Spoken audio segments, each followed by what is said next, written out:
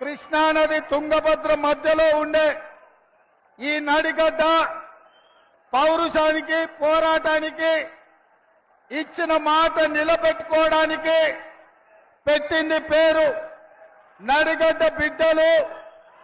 ఎవరికైనా మాట ఇస్తే తల తెగి కింద పడ్డా సరే ఆ మాట నుంచి ఒక్క అడుగు కూడా వెనక్కి వెయ్యకుండా మాట నిలబెట్టుకునే పౌరుషం ఉన్న బిడ్డలు ఈ నడిగడ్డ బిడ్డలు. ఇవాళ అందుకే మీ అందరి దగ్గరికి మన అభిమాన నాయకుడు రాహుల్ గాంధీ గారు వచ్చిండ్రు.